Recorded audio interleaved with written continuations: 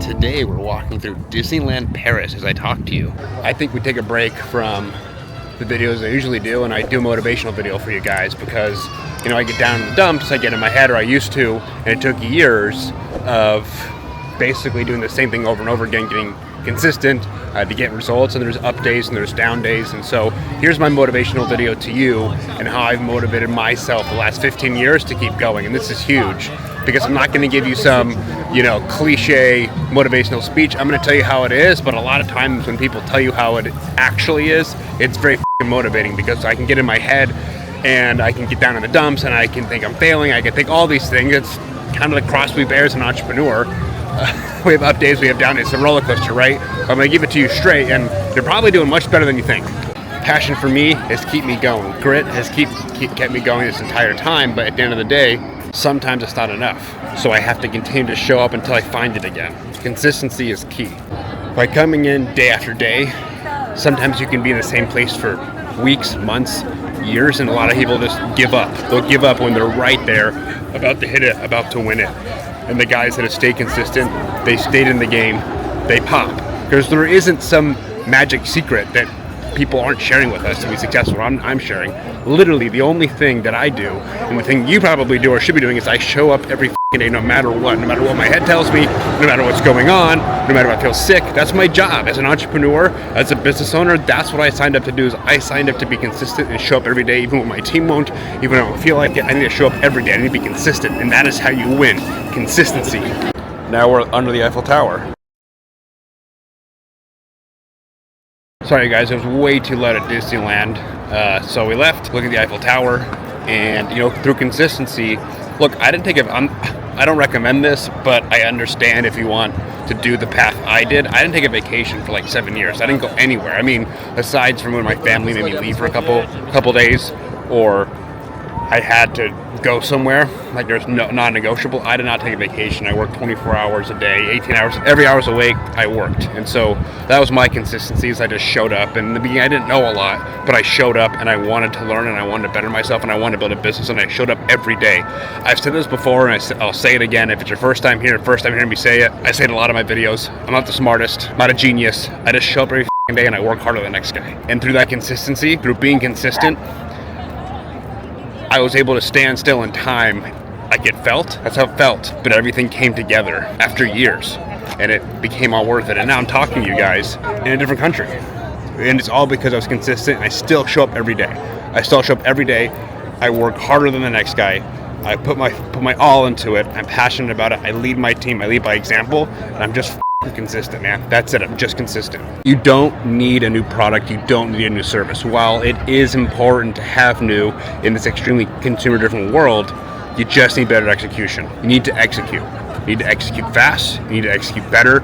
You need very strong execution. I can't tell you how many people I've met, how many entrepreneurs I've met that have tons of ideas, but they never come to fruition. Now, think about this. Any of your friends, it could be anybody. We all know a guy like this or a girl like this where they have grand ideas, good ideas. They have a lot of them, and a lot of them are good, but that's what they are. They talk a big talk, but they never become anything. The difference between me and a lot of people, and probably you and a lot of people, is that I'll go out and do the thing. No matter how big or how little, I'll go do the thing. I'll go execute, get it started, and see it through.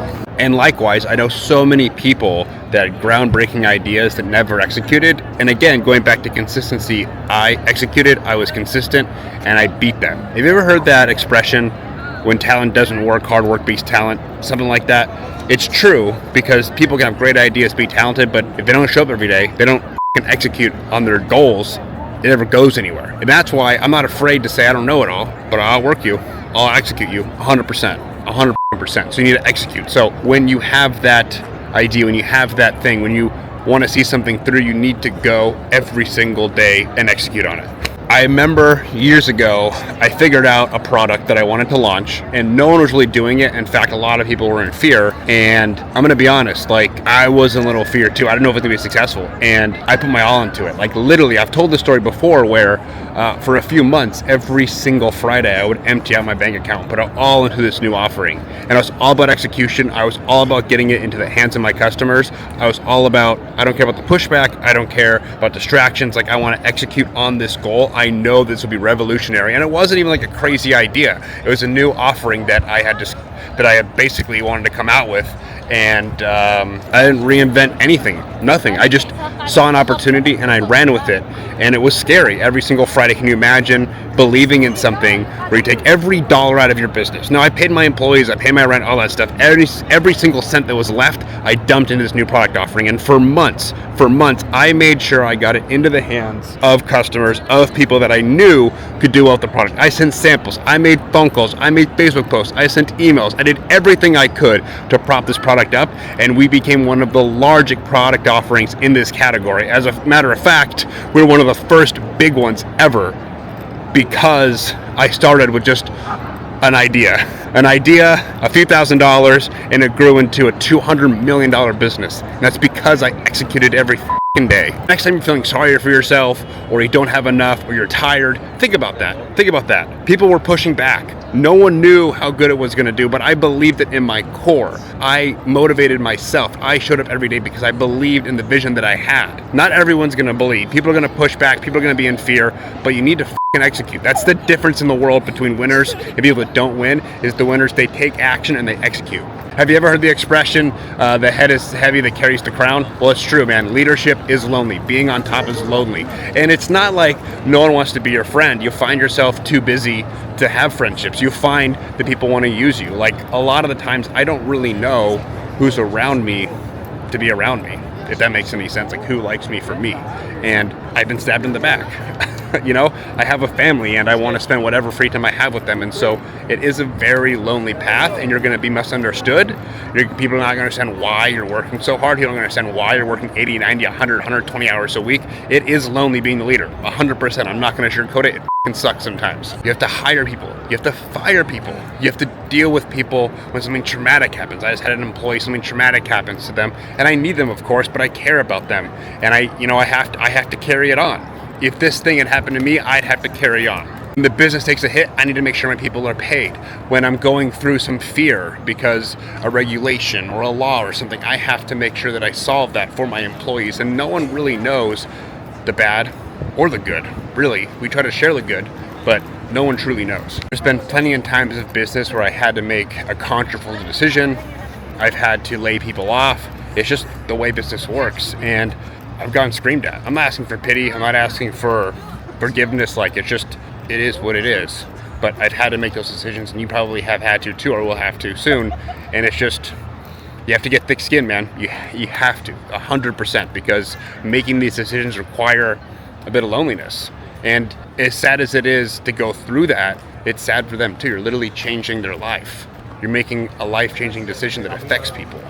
You're in a role of leadership, and again, there's really no way to sugarcoat it. Like, this shit's gonna happen, but I take care of those around me. I have a few small group of friends that hopefully you've built too. I like to hang out with like-minded people that prop me up, like-minded executives on my team that prop me up, and those are my killers. Those are my family that I would do anything for. I knew they would do anything for me, and make sure you find people like that. And here's the harsh truth no one's told you yet. No one cares about your emotions. The market doesn't care.